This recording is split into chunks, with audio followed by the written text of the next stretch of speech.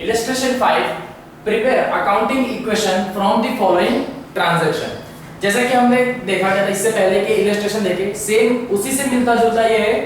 तो अब इसके अंदर हम देखते हैं किस तरीके से ये भी सॉल्व किया जाएगा। इन सभी चीज की अकाउंटिंग एंट्री हमारी बुक्स ऑफ अकाउंट में किस तरीके से लिखेंगे वो देखते हैं।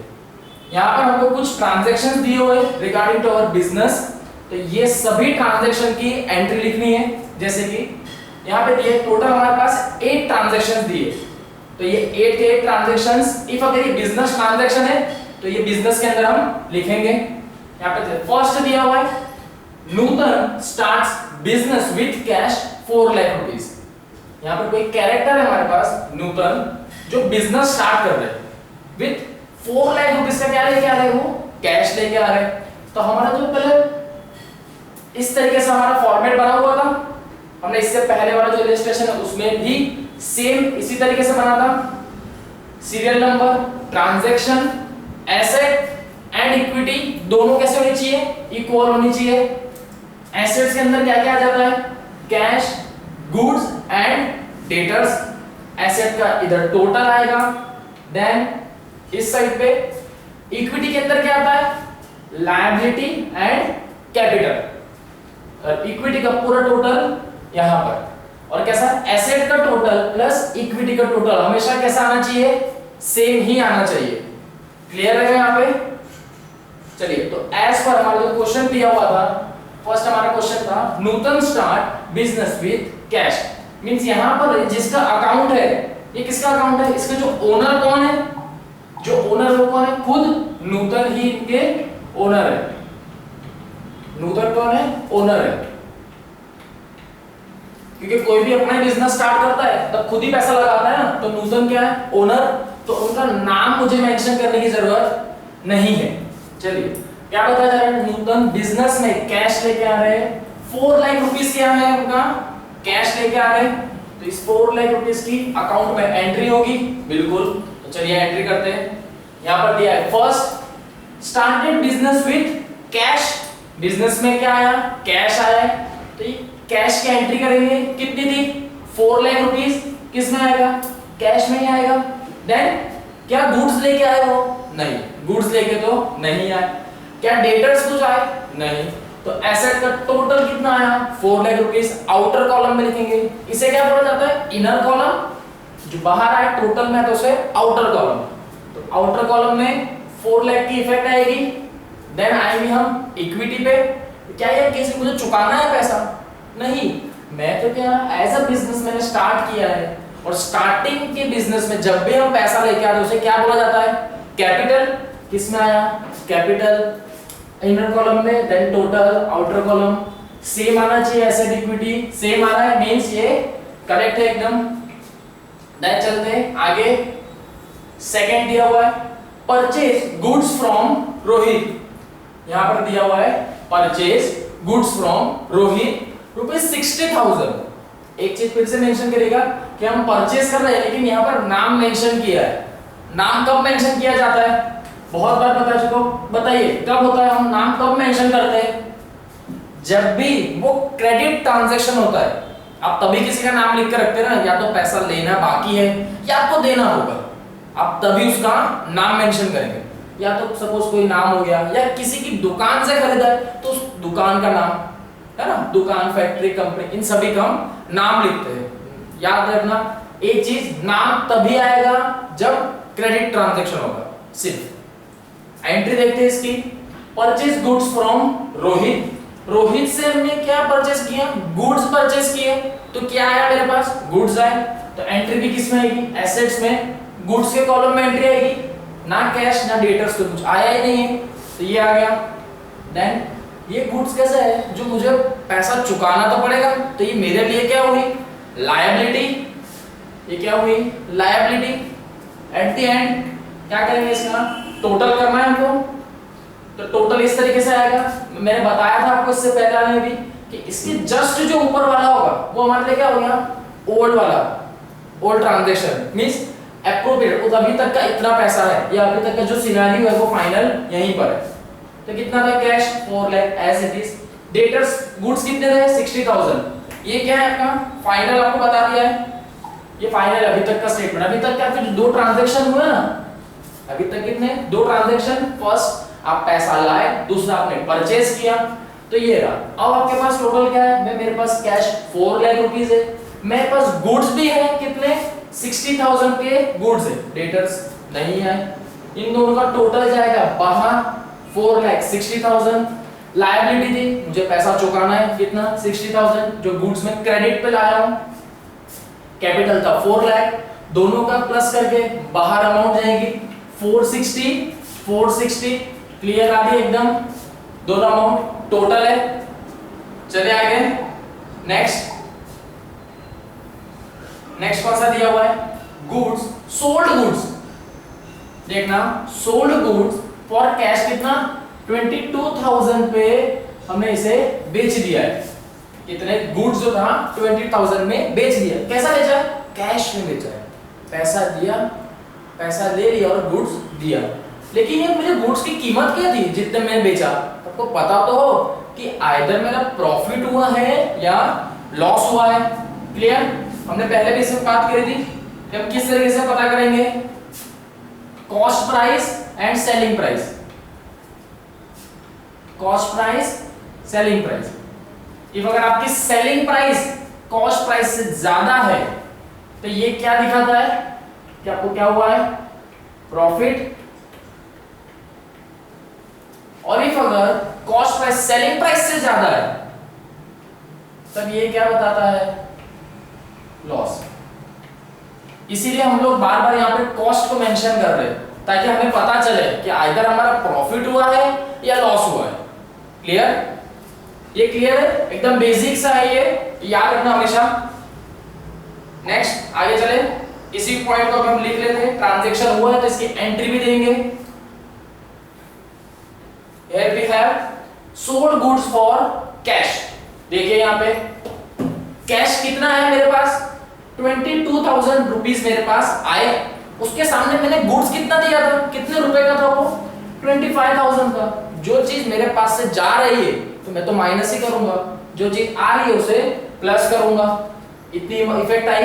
अब एक चीज देखिए, ये बेसिक हमारा प्लस माइनस क्या होता है, जल्दी बताइए, प्लस माइनस क्या होगा, माइनस साइन भी किसकी बड़ी है, सर जी माइनस की साइन वाला बड़ा है, तो कितना है डिफरेंस, 22,000 माइनस 25,000 कितना आएगा, माइनस 3,000। मींस आपको लॉस हुआ है। क्लियर बात चल रहा है कि आपको क्या हुआ है, लॉस। डेटर्स है नहीं, कैपिटल में से माइनस होगा, हमने पढ़ा था कैपिटल में से इफ अगर रेवेन्यू हो रहा है, आपको प्रॉफिट हो रहा है, आप कैपिटल में ऐड करेंगे। अगर खर्चा हो रहा है, एक्सपेंस हो रहा है, लॉस हो रहा है, तो आप कैपिटल में से माइनस करेंगे। तो कितने का लॉस हो रहा था आपको, इन दोनों का डिफरेंस कितना है, 3,000। तो 3,000 इसमें से माइनस हो जाएगा। देन अभी ये हमारी टोटल इफेक्ट यही थी अभी तक की, ये हमको बताया हुआ था ऊपर यहां तक का।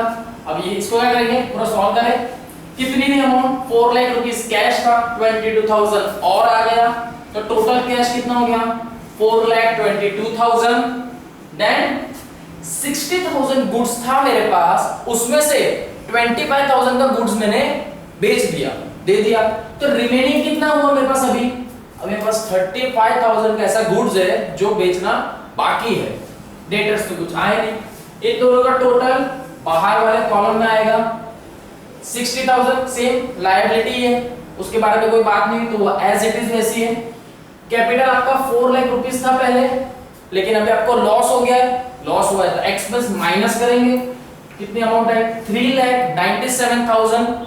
दोनों का सम करेंगे प्लस करके बाहर आउटर कॉलम में अमाउंट कैसे आनी चाहिए, सेम आ रही है, मींस ये भी करेक्ट है। क्लियर, चले आगे। नेक्स्ट क्या दिया हुआ है, परचेज गुड्स फॉर कैश 50,000। यहां पर अभी नेक्स्ट पॉइंट जो फिफ्थ आया, क्या बता रहे हैं कि आपने परचेज किया है कितने का, 50,000 रुपीस का। कैसा है, कैश परचेज है। क्लियर, डायरेक्ट आएगा। ये रहा हमारा पॉइंट, क्वेश्चन 4। परचेज गुड्स की क्या था, कैश में लिया था, आपने गुड्स लिए 50,000 के, सामने पैसा भी कितना दिया, 50,000 ही दिया, जितने की कीमत थी उतना ही पैसा दिया, है ना। तो चलिए कितने का कैश था, कितना आपने दिया 50,000 रुपीज आपने दे दिए, तो माइनस चीज गई है, तो क्या आया माइनस में आया, है ना। आपके पास से गुड्स कितने का आया, गुड्स तो लेके आया, कितने का आया सर 50,000 का आया, वेरी गुड। डेटर्स में आया कुछ नहीं, यहीं पे देखो minus plus, sir minus plus minus minus होता है, तो 50,000 में से 50,000 माइनस करूंगा कितना होगा 0। तो क्या यहाँ पर इफेक्ट आएगी किसी की भी नहीं, तो क्या इधर भी इफेक्ट किसी की आएगी क्या, नहीं आएगी, है ना। अब क्या करें इसका टोटल किस तरीके से होगा, देन अगेन 4,22,000 में से माइनस करेंगे, कैश गया है, तो 3,72,000 आया। 35,000 आपका पहले का गुड्स थे आपके पास, और प्लस कितने 50,000 और गुड्स आ गए, तो अब टोटल गुड्स कितने हो गए 85 गुड्स हो गए आपके पास। इन दोनों का सम करेंगे, प्लस करके बाहर आउटर कॉलम में जाएगा, कितना आया 4,57,000। Then liability same as it is है, क्योंकि अभी तक आपने पे नहीं करी है, तो वो तो एज इट इज ही रहेगी। क्या बता रहे बाद में आपकी जो अमाउंट थी कुछ फर्क आया क्या, कुछ नहीं, तो वो एज इट इज ये नीचे आ गई सब अमाउंट। इन दोनों का टोटल करके आउटर कॉलम में अमाउंट सेम आ रही है, ये भी करेक्ट है। अमाउंट सेम आती रहनी चाहिए आपकी, अगर अमाउंट सेम नहीं आ रही है मींस कहीं ना कहीं आप गलती कर रहे हैं उसके अंदर, ये आपको प्लस पॉइंट है कि आपको डायरेक्ट पता चल जाएगा, पूरा सम करने की जरूरत ही नहीं, एक ही बार पता चल जाएगा कि अगर एक जगह पे कहीं भी कोई भी एक स्टेप में अगर आपके अमाउंट का डिफरेंस आ रहा है, तो आप पूरा जब तक बनाएंगे ना उस सब में डिफरेंस ही आता रहेगा, क्योंकि हर एक एग्जांपल इलस्ट्रेशन एक दूसरे से लिंक है। क्लियर। चलिए नेक्स्ट आ जाते हैं हमारे पॉइंट नंबर 5 पे, जिसमें क्या है सैलरी आउटस्टैंडिंग बताया गया है। क्या बता रहे सैलरी क्या है आउटस्टैंडिंग है, कितनी 3,000 रुपीज, तो 3,000 रुपीज की एंट्री कर देते हैं। चलिए सैलरी आउटस्टैंडिंग, क्या आपके पास कुछ आया है, नहीं। क्या आपके पास सैलरी आउटस्टैंडिंग का मतलब क्या होता है, जल्दी से बताइए क्या होता है मतलब। आउटस्टैंडिंग का मतलब कि ये ऐसी चीज है जो बाकी है अभी भी, कैसी है बाकी है, दी नहीं है देनी है, दी नहीं है अभी, है ना। मेंशन करके हम भी बताते हैं कि कहीं पर अरे मुझे उसको बुक देनी है या मुझे उसको पैसे देने हैं, दैट मींस वो आउटस्टैंडिंग, आपने दिया नहीं है, देने वाले हो, है ना। देन क्या आएगा, कुछ लाए हो कैश में, नहीं। गुड्स में आया है, डेटर्स में नहीं आया। लायबिलिटी, हाँ मुझे देना है, तो ये लायबिलिटी आएगा, है ना। और जिस भी दिन आप पैसे उसे दोगे तो आपके पास पैसे बढ़ जाएंगे या कम हो जाएंगे, जल्दी से बताइए। पैसे कम होंगे या बढ़ जाएंगे, कम ही होंगे। आपको 3,000 देने हैं तो कैपिटल में से माइनस ही करूंगा मैं, तो माइनस कर दिया, प्लस माइनस माइनस 0, तो इसका यहाँ पे भी कोई इफेक्ट आई क्या, नहीं आई। क्लियर है, ये वाला पॉइंट अभी हमको आया है इलस्ट्रेशन 5 में, इलस्ट्रेशन 4 में ऐसा नहीं था, इसके अंदर आया है। क्या करेंगे अगेन इन सब का टोटल आएगा, remaining amount outside same here कितना था 60,000 आपकी क्या थी लायबिलिटी थी। अब यहां पर देखिए आपकी लायबिलिटी बढ़ गई, लायबिलिटी बढ़ गई, पहले कितनी थी 60,000 आपको दे रहे थे, अब 3,000 और ऐसे जो आपको और किसी न किसी को देने हैं।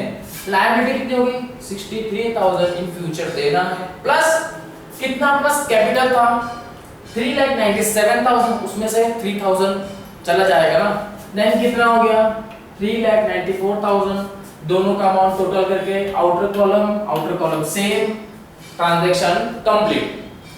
क्लियर। चलिए नेक्स्ट पे, नेक्स्ट दिया है पॉइंट नंबर 6 रेंट रिसीव। क्या दिया है रेंट रिसीव, जल्दी से बताइए रेंट रिसीव हुआ है इसका मतलब क्या है। रिसीव करना मींस मिलना, आपको कोई चीज मिल रही है उसका मतलब क्या हुआ, आपके पास कुछ चीज ऐड हो गई है, माइनस करेंगे, प्लस करेंगे या माइनस, आ रहा है तो क्या करते हैं हम ऑलवेज प्लस किया जाता है, क्या करते हैं प्लस। तो 6 पॉइंट पे चलते हैं अभी, रेंट रिसीव किया कितना, कैश में रिसीव करेगा कोई भी, तो 6,000 किस में आया कैश में, गुड्स 0, डेटर्स 0। आपके पास पैसे आए हैं तो किस में इफेक्ट जाएगी, लायबिलिटी में जाएगी 6,000 रुपीस। देन कैश का टोटल करिए 372,000 थे, 6,000 और ऐड हुए, टोटल कितना हो गया 7 लाख 3,78,000 टोटल कैश का। गुड्स कितने 85,000, दोनों को प्लस करेंगे, आउटर कॉलम में उनकी इफेक्ट जाएगी। देन कितनी आई 457 अगेन क्लियर। नहीं यहां पर नहीं, हमारे तो नेक्स्ट कर रहे हैं ना, कौन सा था 463 क्लियर। नेक्स्ट पैसे मिल रहे थे 6,000 ऐड हो रहा है, सेम दोनों को प्लस करेंगे, आउटर कॉलम में इफेक्ट 463 कंप्लीट। ट्रांजैक्शन क्लियर है यहां तक भी हमारा। चलते अभी आगे, कौन सा paid cash to Rohit on account. यहां किसकी बात कर रही है, paid cash to Rohit on account. Rohit को हमने पे कर दी, तो क्या एक बार चलिए देखते हैं कि क्या रोहित के रिगार्डिंग हमने कोई ट्रांजैक्शन किया था जो हम उसको पे कर रहे हैं। किस चीज का पे कर रहा हूं मुझे तो पता ही नहीं चल रहा है, मैंने क्यों पे किया उसे, आपको पता है? तो ट्रांजैक्शन में देखते हैं हम लोग, क्या रोहित का कहीं और भी नाम है या उससे पहले उसका कोई ट्रांजैक्शन हुआ है। यहां पर नहीं, इधर नहीं, यहां पर भी नहीं है। सेकंड पॉइंट मुझे दिख रहा है कि रोहित के साथ मैंने एक ट्रांजैक्शन किया था। क्या मैंने कुछ परचेज किया था, गुड्स परचेज किए थे। क्या परचेज किए थे, गुड्स। रोहित से वो भी कितने के थे 60,000 के थे। ओके अब मुझे याद आ गया कि भाई मैंने तो रोहित से परचेज किए थे 60,000 के गुड्स, क्रेडिट पे परचेज किए थे, इसीलिए मैं अब उसको पैसे भी किसके दे रहा हूं, इसी चीज के पैसे दे रहा हूं। पेड कर दिए किसको, रोहित को, तो रोहित के अकाउंट में एंट्री जाएगी इसकी। कितने पे किए 35,000 मैंने पे किए उसे, तो कैश गया मेरे पास से, माइनस करूंगा, पैसा गया है ना, अमाउंट आई क्लियर, इसमें से माइनस होगा फाइनल अमाउंट। गुड्स तो एज इट इज ही है, इन दोनों का सम बाहर। अब याद रखिए पैसे मैंने माइनस करे, हमने बताया था कि एसेट और इक्विटी में इफ अगर इसमें कोई चीज प्लस होगी तो यहां पर भी प्लस होगी, इफ अगर यहां माइनस हो रहा है तो यहां भी माइनस होगा। Increase increase decrease decrease clear. क्या बता रहे नेक्स्ट, मैंने पैसा चुका दिया कितना 35,000 दिया है, मुझे देना कितना था अभी तक 63,000 टोटल देना था, मुझे रोहित को सिर्फ 60 देना था, ऐसे टोटल कितना 63 बाकी सब मिला के भी देना था, जिसमें से मैं अभी कितना दे चुका हूं 35 दे चुका हूं, तो माइनस करो। क्यों, क्योंकि भाई अब मुझे पता चलेगा कि रिमेनिंग कितना पैसा है 28,000 ऐसा है जो मुझे अभी भी देना बाकी है, बाकी का तो मैं दे चुका हूं क्लियर। ना मुझे कोई इनकम हुई, रेवेन्यू आया, ना मेरा कोई लॉस या एक्सपेंस हुआ, तो कैपिटल में इफेक्ट भी नहीं आएगी। अब इनका क्या करो सबका टोटल, ये फाइनल अमाउंट आ गई 4,28,000, इनका सम बाहर 4,28,000, दोनों के अमाउंट सेम है, ट्रांजैक्शन कंप्लीट। मतलब आप सेम आ रही है, बुक्स ऑफ अकाउंट में हम एकदम सही एंट्री कर रहे हैं, तब ये कैसे आएगी टोटल आएगी। चलिए नेक्स्ट लास्ट वन दिया हमको, गुड्स सोल्ड टू भारती। यहां पर हमने गुड्स में सोल्ड किए, भारती को किए कितने 40,000 के हमने सोल्ड कर दिए। नेक्स्ट कॉस्ट प्राइस क्या दी हुई 30,000, मींस हमने जो गुड्स दिए किसको भारती को, उसकी प्राइस कितनी थी 30,000, सेल कितने में किया 40,000 थे। तो जल्दी बताइए कॉस्ट प्राइस से बड़ा सेलिंग प्राइस है, मींस क्या हो गया, मींस क्या हो गया हमारे लिए प्रॉफिट है ना, पता चल रहा है यहीं पे हमें। देन यहां पर है goods sold to Bharti, goods मैंने सोल्ड किए थे भारती को है ना, यहां पे क्या किया था गुड्स मैंने सोल्ड किए, तो किस में जाएगा गुड्स कितने माइनस में कितना 30,000 के गुड्स सोल्ड किए। अब यहां पर देखो फिर से क्या है नाम आया है, आपने फिर से एक चीज नोटिस करी, क्या था ये नाम आया ना, नाम क्यों लिखते हैं हम लोग कि जब भी वो क्रेडिट ट्रांजैक्शन होता है इसलिए क्या आता है नाम आता है, इसीलिए नाम आया। मींस यहां पर हमको कैश मिला वो तो हो ही नहीं सकता क्योंकि नाम दिया हुआ है, नाम इसीलिए मेंशन करते हैं हम लोग कि भाई पैसा लेना ही बाकी होगा, तभी तो मेंशन किया उसने है ना। तो मींस अभी ये क्या मेरे तो डेटर है क्योंकि मैं जिसे बेच रहा हूं मेरे लिए कौन हो, मेरा डेटर। मैंने उसमें गुड्स कितने का बेचा, 30,000 का गुड्स बेच दिया है।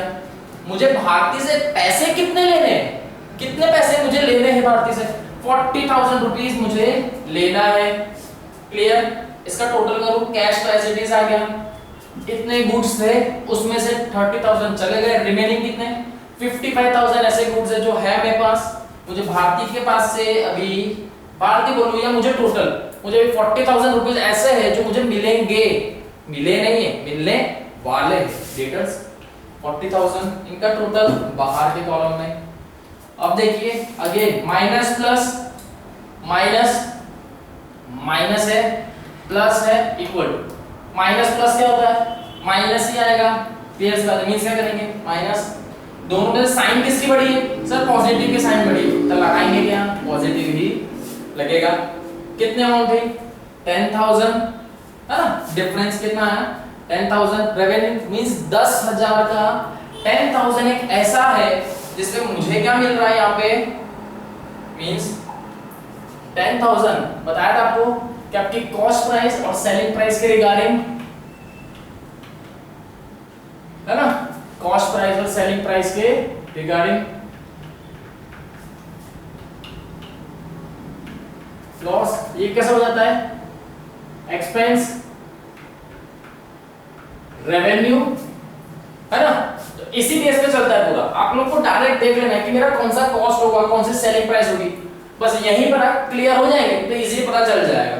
जैसे हमें दूसरा क्या दिया गया था, हमारी कॉस्ट प्राइस एक हमको दी हुई थी, कितनी थी कॉस्ट प्राइस भाई, कॉस्ट प्राइस हमारी 30,000 थी, उसके सामने मैंने सेल कितने पे किया था उसे, 40,000 मैंने सेल किया है। कितने पे सेल किया था, 40,000 पे मैंने सेल किया है। बड़ा कौन सी अमाउंट है सर, बड़ी तो ये अमाउंट है ना। तो एज पर दिस हमारी कॉस्ट प्राइस सेलिंग प्राइस अगर बड़ी है, दोनों के बीच का अगर मैं डिफरेंस बोलूं, क्लियर, अगर इन दोनों के बीच का डिफरेंस कितना आया 10,000, तो ये 10,000 मेरे लिए क्या हो गया, क्या होगा, प्रॉफिट या रेवेन्यू। और हमने बताया था कि इफ अगर प्रॉफिट या रेवेन्यू एंड इनकम इस तरीके से कुछ भी आता है तो हम इसे ऐड किस में करते हैं, ये किस में ऐड होता है, करेक्ट एकदम, किस में होता है, कैपिटल के अंदर ऐड होता है। याद आ रहा है किस में ऐड किया जाता है, कैपिटल में ऐड करते हैं। तो सेम एज इट इज इसी कॉन्सेप्ट के बेस में हम किस में ऐड करेंगे, कैपिटल में ऐड किया जाएगा इसके भी। तो कितना जाएगा 10,000 ऐड हुआ। अब क्या करना है, टोटल किया जाएगा। यहां पे तो हो चुका है 4,38,000 आया, इन दोनों का टोटल 4,38,000 सेम मींस ट्रांजैक्शन कैसा पूरा कंप्लीट है, क्योंकि हमारे टोटल जितने भी है वो सबका सेम आया एकदम। टोटल कैसा आया है, सेम, एसेट्स और इक्विटी का जो भी पूरा टोटल है ये पूरा सेम आया। तो यहां पर आपका जो पूरा सम है वो 100% करेक्ट है। हम कोई भी सम करें तो आपको चेक करने का तरीका ऑलरेडी होता है, सिर्फ हम देखते नहीं, बस यहां पर हमारे प्लस पॉइंट है, हमको ये पता चल रहा है। क्लियर, समझ में आया। देन यहां पर आपकी एक्सरसाइज कंप्लीट। हमने 4.2 इससे पहले कर चुके थे, इससे पहले किया था, तो अभी नेक्स्ट आगे पे चलते हैं। इसमें हमारा एक न्यू टॉपिक दिया हुआ है, रूल्स ऑफ अकाउंटिंग। ये क्या है, rules of accounting, one of the most important topic in the commerce. इसी के ऊपर बेस है सब कुछ इसी पे बेस है। अगर आपको ये चीज नहीं आई तो कुछ नहीं आया, ऐसा है। हम बोलते हैं वो इंग्लिश की जैसे ABCD होती है ना, accounting both aspect of transaction are recorded. Transaction दोनों रिकॉर्ड होते हैं, कैसे, डबल एंट्री में। देखेंगे किस तरीके से, every transaction has two aspect. कितने होंगे, टू एस्पेक्ट तो होंगे ही। And according to this system both the aspect are recorded.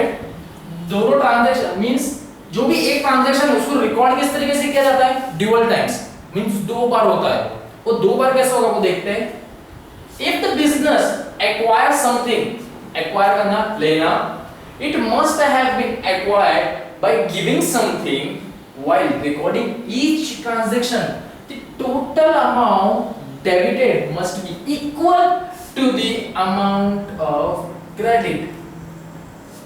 यहां पर जो ये लाइन दी हुई है इसे देखिए, क्या बताया जा रहा है कि आपकी जो अमाउंट होगी, मींस आपकी जो टोटल अमाउंट है, आपने जो भी परचेज किया या आपने कुछ बेचा, तो उसकी अमाउंट जो आपके पास कोई भी चीज आएगी वो किस में आती है, डेबिट में आती है। तो इसका जो टोटल और क्रेडिट का टोटल कैसा होता है, सेम होना चाहिए। कैसा होना चाहिए, सेम ही होना चाहिए। प्लस आगे the term debit and credit indicates क्या बताता है, whether the transaction is to be recorded on the left hand side or the right hand side of the account in its simplest form, and account looks like the English language letter T। Means आपका जो format बनेगा ना वो कुछ ऐसे shape में बनता है, जो T का शेप होता है ना इंग्लिश अल्फाबेट में, कुछ इस तरीके से बनता है। आपका जो अकाउंट होता है मींस प्रॉपर अकाउंट इस तरीके से बनाया जाता है। प्रॉपर अकाउंट कैसे, इस तरीके से बनता है। एक साइड आपका डेबिट होता है, एक साइड आपका क्रेडिट होता है। दिखने में कैसा है, एक टी शेप जैसा दिखता है, टी इस तरीके, बीच में पार्टीशन आ जाता है ना, बीच में क्या आ जाता है, एक पार्टीशन जैसा आ जाता है ना, एक डेबिट हो गया एक क्रेडिट हो गया, लग रहा है टी, इसीलिए वो कहीं ना कहीं क्या बता रहे हैं कि आपको टी जैसा ही वो लगता है ना। चलिए next, because of its shape this simple form of account is called T account. याद रखिएगा एमसीक्यूज में अगर पूछा जा सकता है, ये एमसीक्यूज में पूछा जा रहा है जैसा है कि ये किस तरीके का लगता है, मींस उसको और अनदर नेम ऑफ अकाउंट को क्या बोलते, टी अकाउंट भी बोला जाता है। एंड इफ अगर कोई पूछे कि किस तरीके का शेप होता है या वे ऑफ स्ट्रक्चर कैसा होता है, T according to our English language letter T, है ना। क्लियर, ये स्पेसिफाई करना चाहिए क्योंकि अदरवाइज क्या लगेगा, अरे ये तो कोई चीज का सिंबल होगा, सिंबल तो कुछ ही हो सकता है ना। तो यहां स्पेसिफाई कर रहे हैं कोई इंग्लिश लेटर का एक वर्ड या alphabet. Refers figure 4.5 you have observe that, ये तो हमारी एक्सरसाइज है जो अभी हम कर चुके हैं, इलस्ट्रेशन 5 है। Here we have the T format has the left side and the right side for the according increase and decrease in the item. ये पूछ रहे कैसा होता है कि लेफ्ट साइड पे जो है, इस साइड पे जो है वो क्या होगा, इंक्रीज, इस साइड पे वो डिक्रीज। क्लियर है। This helps in ascertaining the ultimate positions of each item at the end of the accounting period। आपको ये सब कब चीज कंपेयर करते हो, at the end of the year. End of the year ये आपको जिस दिन अकाउंट बंद करना कि बस अब हो गया, बिजनेस आइडर कोई स्टॉप कर देता है, बिजनेस बंद कर देता है या कंटिन्यू रखता है, तो क्या साल के आखिरी में उसे क्लोज करना होता है ना, क्योंकि अब नेक्स्ट ईयर का आया, तब वो क्या करता है, चेक करता है, दोनों को कंपेयर करता है, तब पता चलेगा कि मेरा कौन सी चीज ज्यादा हुई, कम हुआ, प्रॉफिट लॉस, तभी उसे पता चलेगा। एक एग्जांपल दिया हुआ है, for example if it is an account of a supplier. देखिए किसका अकाउंट है, ये सप्लायर का है, मींस वो सप्लाई कर रहा है, कोई भी चीज दे रहा है। ऑल गुड्स और मटेरियल, गुड्स और मटेरियल वो कुछ भी हो सकता है, स्लैश के इसलिए supplied shall appear on the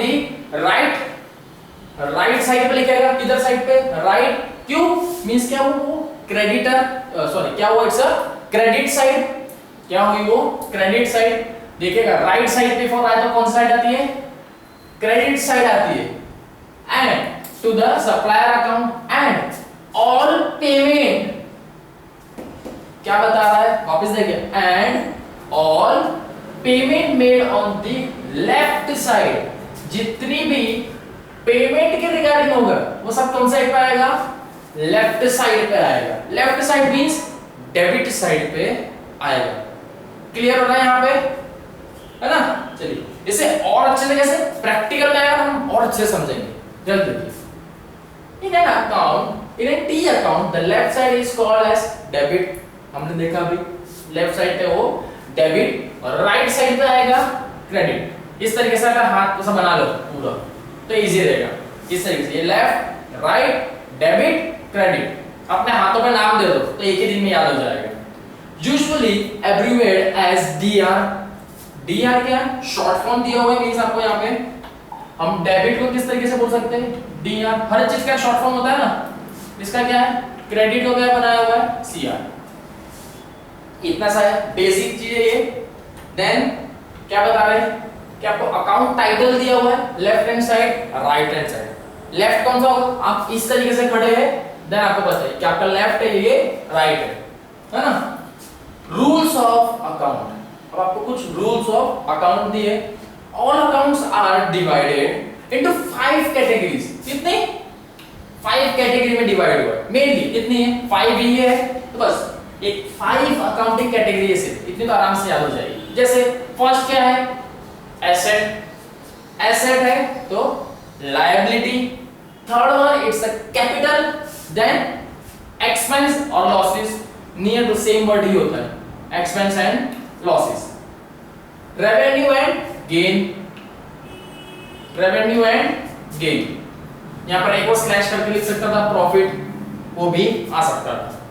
clear है, बस हमको इतनी सी चीज है, सिर्फ ये जो दिया हुआ है, बस ये इतना सा, ये जो एक बार आपको पढ़ना है या याद रखना है, सिर्फ वन टाइम है, वन टाइम से याद रखने जैसा है, बाकी और कुछ नहीं है इसमें।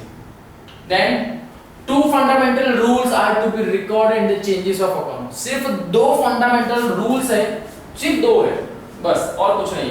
तो बस ये 2 ही याद रखने, तो ये तो हम इजीली कर सकते हैं, है ना। जैसे first, for recording changes in assets, expense और लॉसेस। अगर एसेट्स, एक्सपेंस और लॉसेस में अगर चेंजेस हुए, कुछ कम या ज्यादा कुछ हुआ, तो उसको कैसे लिखेंगे, वो है क्या बता रहे हैं, increase in asset is debited and decrease in asset is credited. One of the most important line क्या बताया जा रहा है कि अगर एसेट में कुछ भी चीज बढ़ रही है तो वो किधर आएगी, डेबिट साइड पे आएगी। आपका डेबिट किधर था, लेफ्ट हैंड साइड पे था, लेफ्ट पे लिख लो, यहाँ पे क्या था, डेबिट था। और क्या बता रहे, if there is decrease in asset, decrease हो गया मींस किधर, क्रेडिट, वो किधर आता है, राइट पे, है ना। कहां पर आता है, राइट लेफ्ट भी पता है हमको। डेबिट का नाम क्या रहता है, लेफ्ट पे आएगा, ये किधर आएगा, राइट पे आएगा, है ना। देन इंक्रीज इन एक्सपेंस, अब यहां देखना कि अगर एक्सपेंस बढ़ गया, एक्सपेंस था, बहुत कुछ चीज का बढ़ गई, इन शॉर्ट मीनिंग देखो कि कोई भी चीज जो बढ़ती है ना, वो चीज बढ़ रही तो किधर आ जाएगी, डेबिट में। और कोई भी चीज कम होती है, कम हो जाती है, डिक्रीज, वो किस में आती है, क्रेडिट में। क्लियर, इंक्रीज, डिक्रीज, यहां पर ऐसा एरो कर दूं, क्लियर होगा। ये इंक्रीज होता है, ये डिक्रीज होता है, यहां पे क्या आता है, क्रेडिट आता है। नेक्स्ट, अगर इधर साइड की बात करो तो इधर क्या आता है, डेबिट आता है। क्लियर रहेगा इतना, है ना, बस इतना सही, नॉर्मल से है। देन आगे चले, फर्स्ट समझ में आया रूल क्या था, इंक्रीज डिक्रीज के बारे में बता रहे हैं। देन फॉर रिकॉर्डिंग चेंजेस, किसमें, liability and capital, revenue and gain, इसके रिगार्डिंग कैसे चेंजेस होते हैं देख लेते हैं अभी। जैसे यहां पर क्या दिया है, इफ अगर increase in liability, if there is an increase in liability is credited, क्या किया जाता है, क्रेडिटेड। बस इतना सा बेसिक रूल है कि इफ अगर आपकी लायबिलिटी में इंक्रीज हुआ, लायबिलिटी मींस ऐसी चीज जिसमें को पैसा देना है फ्यूचर, तो वो कैसे होगी, क्रेडिट में लिखेंगे। और इफ अगर डिक्रीज हो रही है क्या, लायबिलिटी, तो वो किस में आएगा, डेबिट में आएगा। Now if there is a increase in capital, capital में क्या हो रहा है, इंक्रीज हो रहा है, तो वो किस में आती है, क्रेडिट में आएगा। If there is a decrease in capital, वो कहां पर आता है, डेबिट में आएगा। Then increase in revenue and gain, revenue और गेन में अगर डिक्रीज इंक्रीज हो रहा है तो किस में आता है, क्रेडिट साइड पे आता है। और अगर किसी भी उसमें डिक्रीज हो रहा है, क्या हो रहा है, डिक्रीज हो रहा है रेवेन्यू और गेन, तो किस में आता है, डेबिट में आता है। क्लियर, बहुत शॉर्ट से, मेनली 5 पॉइंट्स है जो अकाउंट के बेसिक रूल के अंदर आते हैं। तो इतने से चीज तो आराम से आप याद कर लेंगे, या क्या समझ लेंगे एक बार का, वन टाइम इन्वेस्टमेंट जैसा है, इजीली आप समझ सकते हैं। यहाँ पर आपका एप्लीकेशन कुछ उसके रूल्स दिखाए हुए जो भी हमने थियरी पढ़ा, अब उसी को रूल्स के फॉर्म में हम बोलते प्रैक्टिकल फॉर्म में दिखाओ, तो ये इस तरीके से कुछ आएगा। देखिए आप रूल्स ऑफ अकाउंटिंग दिया हुआ है, हियर भी है, ये करेक्ट, ये पूरा है। तब आपको बता रहे हैं यहाँ पे क्या बताया जा रहा है, इफ सिर्फ 5 चीजों की बात की गई थी यहाँ पे, तो इन्हीं 5 के बारे में बात करेंगे। फर्स्ट टॉपिक कौन सा हमारा, assets, second capital, third this, fourth and fifth. Asset में अगर कोई चीज इंक्रीज होगी तो वो किधर आएगी, डेबिट में। आपका डेबिट क्रेडिट फिक्स है, लेफ्ट हैंड साइड आपका डेबिट ही होगा हमेशा, ये हमेशा रूल है। कुछ भी हो जाए, आंधी तूफान आ जाए, ये चीज नहीं हटेगी यहाँ से, ये पक्का है। और ये क्रेडिट, बस ये फिक्स रखना। ये बीच में से एक लाइन आ गई, टी शेप बन गया, क्या बन गया, एक टी शेप बन गया है ना, टी बन गया पूरा। इस तरीके से बनता है, टी बनता है सब में, देखो बन रहा है टी, ये टी ही है ना। चलो देन एसेट में अगर कोई चीज इंक्रीज हुई डेबिट, डिक्रीज हुई वो क्रेडिट। नेक्स्ट, इफ अगर कैपिटल में ऐसा होता है, किसकी बात कर रहे हैं अभी, कैपिटल में ऐसा होगा तो डिक्रीज होगा तो किधर आएगा, डेबिट में, इंक्रीज होगा तो क्रेडिट में। क्लियर। देन रेवेन्यू और गेन में इफ अगर डिक्रीज हो रहा है तो किस में आएगा, डेबिट में आएगा। इफ अगर इंक्रीज हो रहा है कुछ तो किस में आएगा, क्रेडिट में आएगा। क्लियर है। देन लायबिलिटी में इफ अगर कुछ चीज डिक्रीज हो रही है, क्या हो रही है, डिक्रीज हो रही है तो किस में आती है, डेबिट में। एंड इफ अगर कुछ लायबिलिटी बढ़ रही है तो किस में आती है, क्रेडिट में। नेक्स्ट, एक्सपेंस और क्या है, लॉसेस दिए हुए। इफ अगर एक्सपेंस और लॉसेस बढ़ेंगे, इंक्रीज होंगे तो किस में आते हैं, डेबिट में। और इफ अगर एक्सपेंस लॉस डिक्रीज हो रहे, क्या हो रहा है, डिक्रीज हो रहे तो किस में आते हैं, क्रेडिट में। क्लियर। बहुत नॉमिनल सा फंडा है, बहुत क्लियर है। क्लियर। सिर्फ ऐसा हो तो आप इसको बना लीजिए एक बार फॉर्मेट, छोटा सा एक फॉर्मेट आप बनाइए, दिन में 1-2 बार भी अगर आप देखेंगे ना तो एक ही बार में याद हो जाएगा। मोस्ट ऑफ सिर्फ एसेट्स और एक्सपेंस में सेम रूल है और बाकी सबके तो अलग ही है। कोई भी एक रूल ये वाला याद हो गया अगर, कितना सा ये जो मेज है ना सेम, ये सेम है, बस इतना याद हो गया तो ये बाकी तो आपको पता चल जाएंगे कि ऑपोजिट ही हो। चले। Then analyse of rules applied to assets account. अब यहां पर आपको बताना है कि एक एग्जांपल देंगे, हमने जैसा चीज पढ़ी उसी के रिगार्डिंग एक एग्जांपल दिया हुआ है हमको, तब आप एग्जांपल को सेम उसी फॉर्मेट में उसकी एंट्री देंगे, उस ट्रांजैक्शन की एंट्री आएगी पर्टिकुलर। क्या दिया है, रोहन परचेज फर्नीचर फॉर ₹80,000। हमारे पास हमारा कैरेक्टर है, कौन है, रोहन, जिसने क्या किया है, फर्नीचर परचेज किया है। क्या किया है, फर्नीचर परचेज किया है 80,000 रुपीस का परचेज किया है। तो एज पर हमारे डिटेल के हिसाब से हमने जैसे पढ़ी थी, एसेट आएगी या उसका पर्सनल अकाउंट होगा तो उसमें एंट्री कैसे आएगी वो देखते हैं। Analyse of transaction, in this transaction the affected accounts are cash account.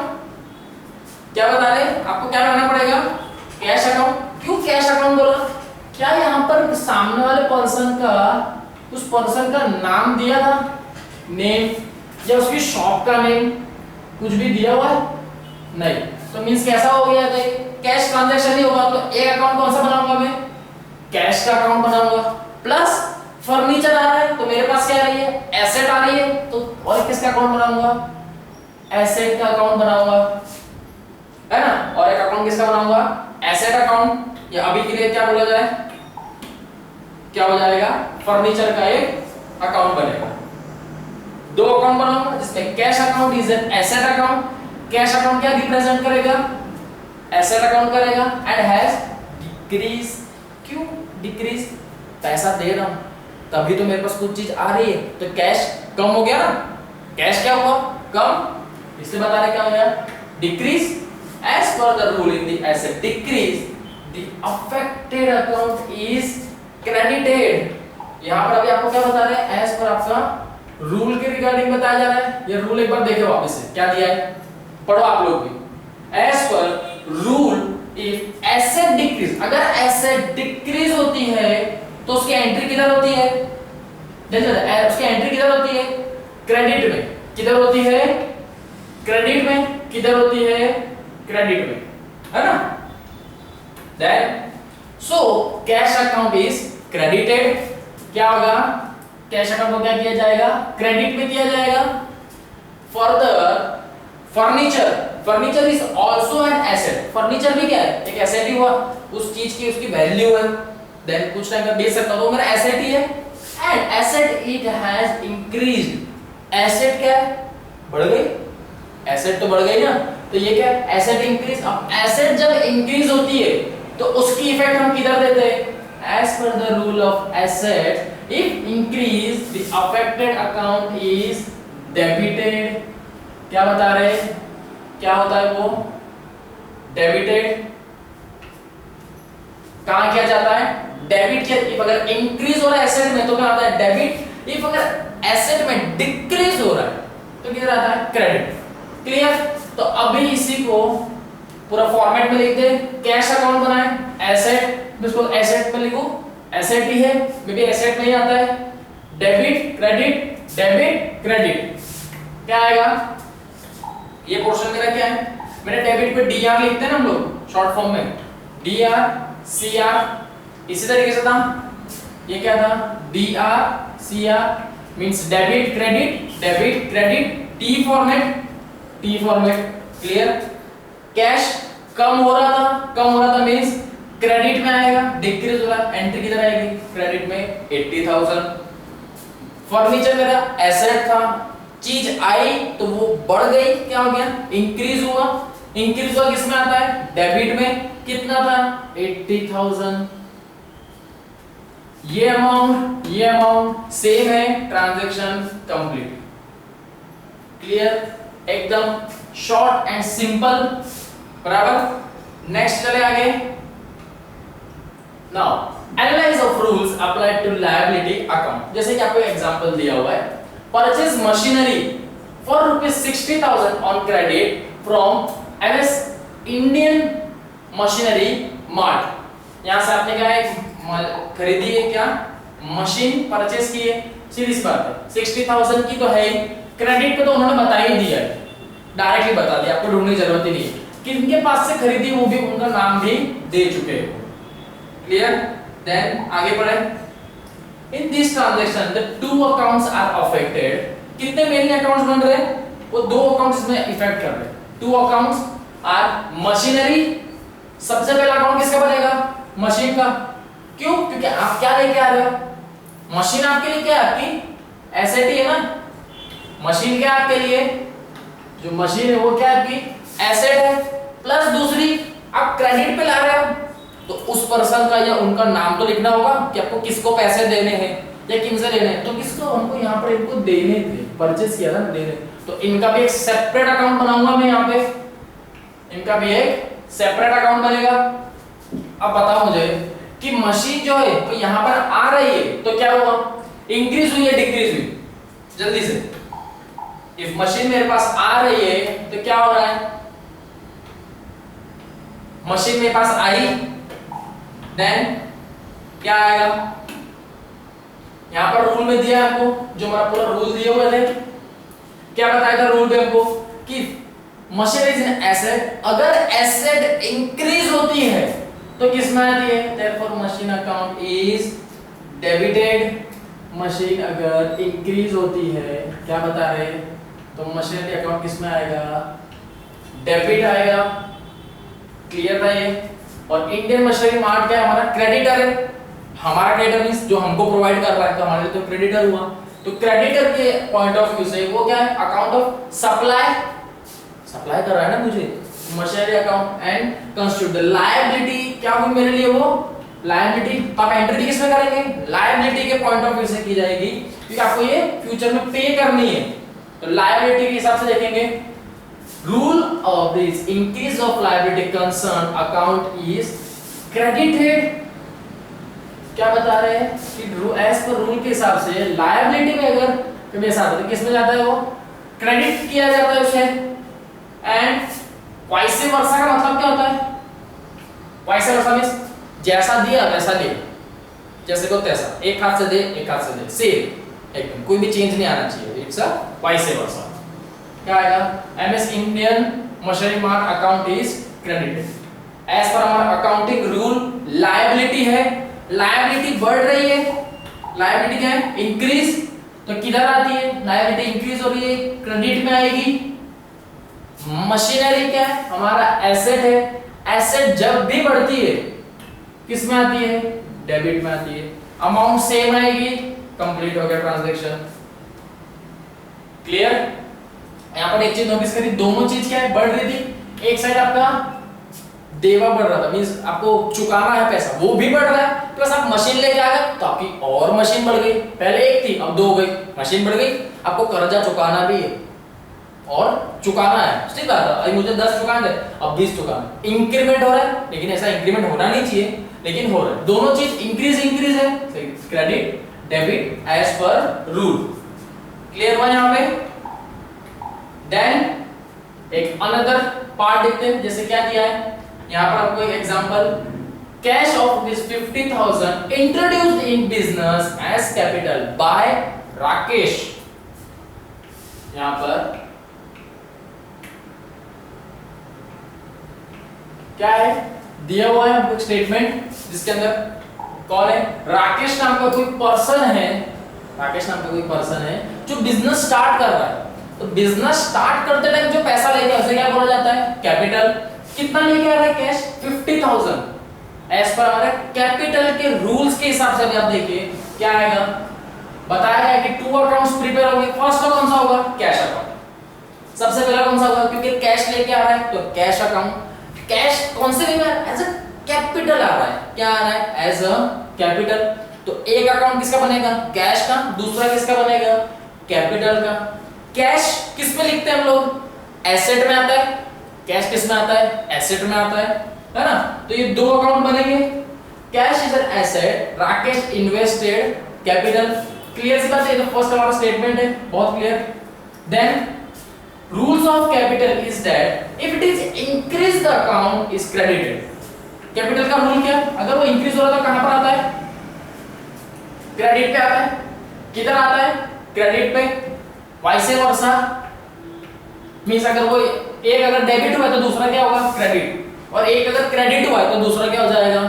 Debit, है ना? डेबिट क्रेडिट क्रेडिट डेबिट, इसको क्या बोला जाता है? Vice versa. सो